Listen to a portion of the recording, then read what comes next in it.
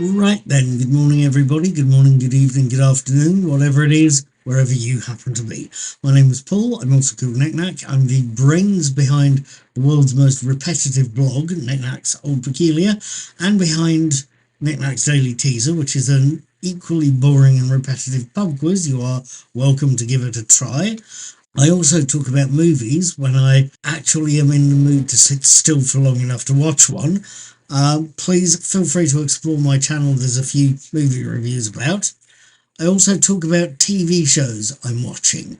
And again, feel free to explore my channel or subscribe or hit the notification bell, because that way you'll see the quizzes and the reviews going past as and when I post them online. That said, today is Monday the 13th of May. It is the day after Sunday the 12th of May, and the day after I personally saw The Devil's Chord, the second episode of the new series of Doctor Who, starring Ncuti Gatwa as the Doctor and Millie Gibson as Ruby.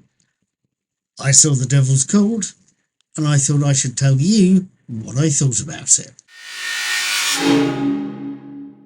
Episode 2, The Devil's Chord, opens in 1925 and shows us a piano teacher called Timothy Drake, who, teaching a child called Henry, comes to something of a bad end, as when he shows Henry the tritone, the Devil's Chord of the title, Drake finds he's summoned someone unexpected, as someone who almost immediately kills the hapless teacher after introducing themselves as Maestro.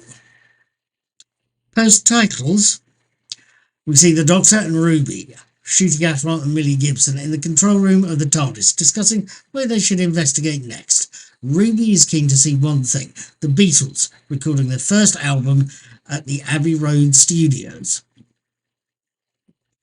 There's only one small problem. The recording session shows the Beatles recording a happy song about a dog, and nothing that Ruby or the Doctor recognises.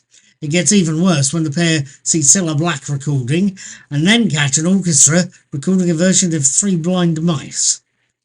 There seems to be problems caused by the strange face that the Doctor and Ruby can only see in a mirror. Now, what did I make of this second episode of The Devil's Chord? First things first, let's get the possible problem out of the way, shall we? Maestro, played by Jinx Monsoon. I have to confess I watched these first two episodes of this new series separately. I knew perfectly well that watching and then reviewing Space Babies would take time. It did. I didn't actually get finished and have the thing published until about 11 o'clock last night. Either way, I wanted to make sure I avoided spoilers and any online discussion of The Devil's Chord. I wanted this episode to surprise me, basically. I did, however, manage to see a couple of introductory clips of the character sometime before I saw the episode, and I have to admit I was not initially impressed. At first viewing, something about Jinx's presentation of the character didn't grab me. That "my notation is" line, and the way Jinx said it seemed very artificial, very exaggerated, possibly even too exaggerated. Yes, I know, Jinx is a drag queen, and exaggeration, let's face it, comes with the territory.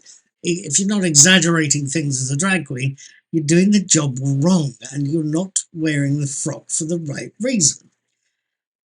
However, and back to my subject, from the clips I saw before I watched the episode, Jinx didn't strike me as good. She distinctly struck me as pretty off-putting.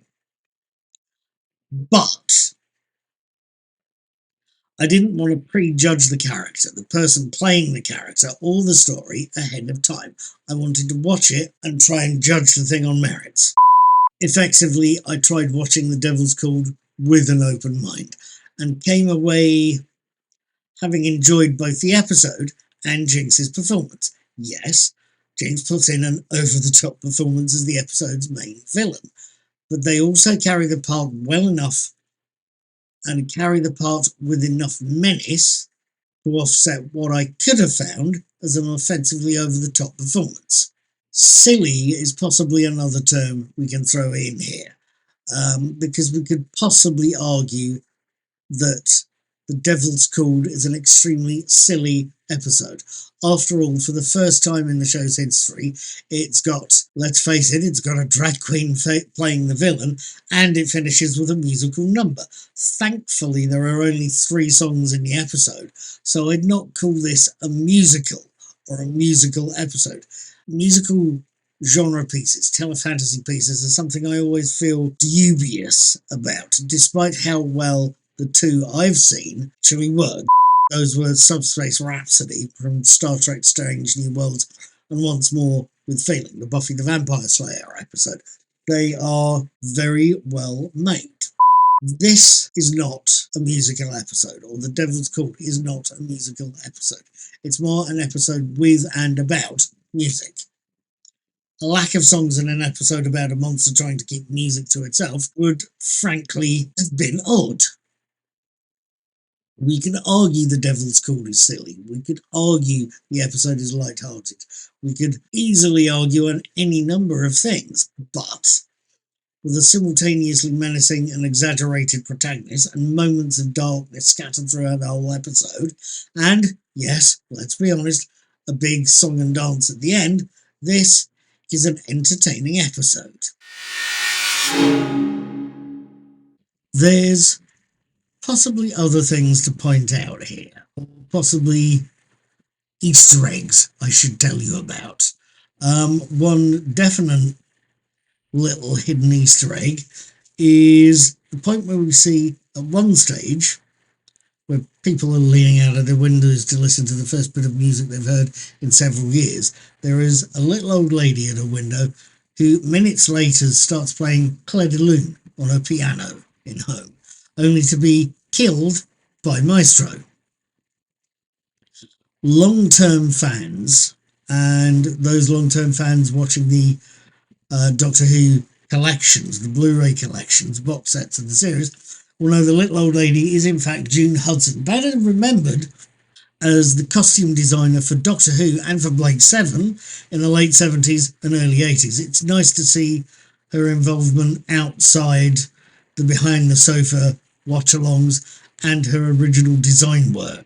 It's quite nice to see her still involved with the show at whatever level. I think she still does a few book covers as well.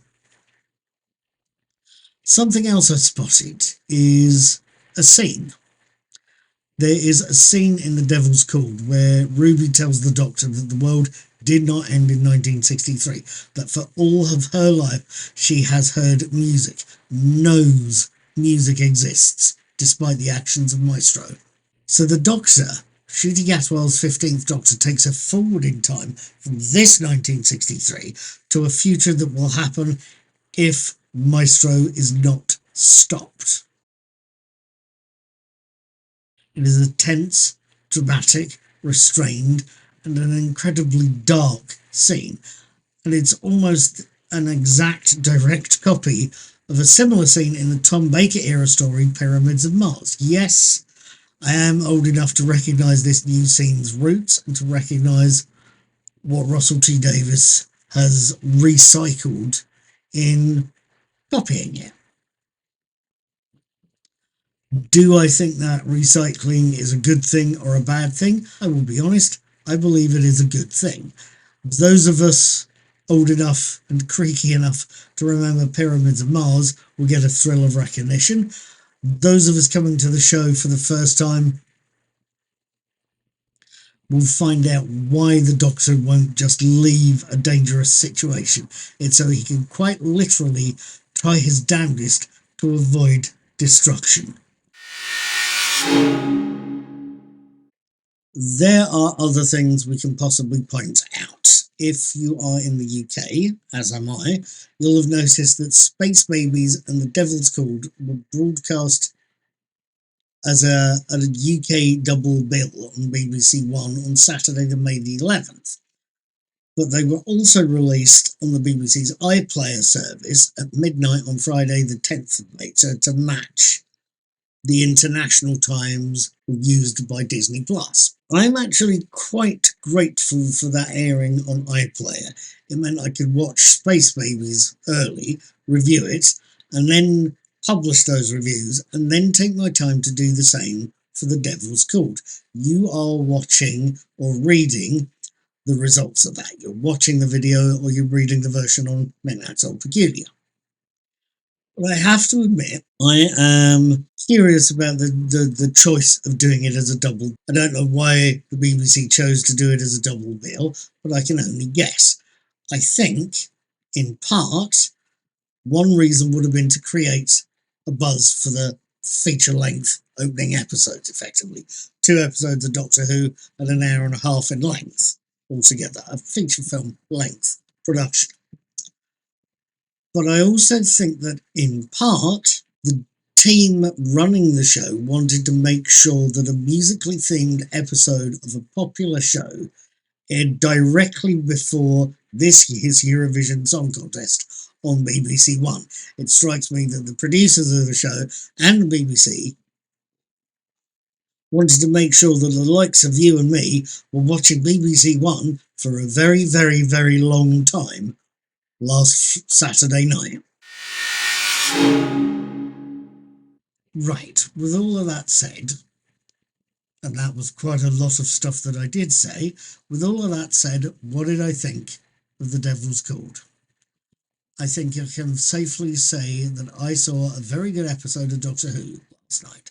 One that's both light-hearted and despairing, that is both musical and menacing, and that in introducing younger viewers to the Beatles and to a few basic musical concepts has something of an educational side not seen for a while. In introducing us to an interesting antagonist and contrasting that menacing musical monster with a well-played pair of historic central characters with the Doctor and Ruby, yes, that means I'm going to be watching the next episode fairly soon. That next episode is the Stephen Moffat penned Boom, and I'll be watching that on Saturday the 18th of May, and will hopefully be posting my video and written reviews of it on Sunday the 19th of May. Between now and then, I will be watching the next episode of Star Trek Discovery, Labyrinth, on Thursday the 16th of May, and posting my reviews of that on Friday the 17th. Please feel free to subscribe to my blog, Knickknacks Old Peculiar, and to my YouTube channel, Mr. Cuddy2977. Please hit the subscribe buttons and the notification bell. That way, when I release my next reviews, you will get to see them. I will see you then. I will see you later. I will see you the next time I see you. And until then, I will only quote Patrick McGowan at you and say this. Be seeing you.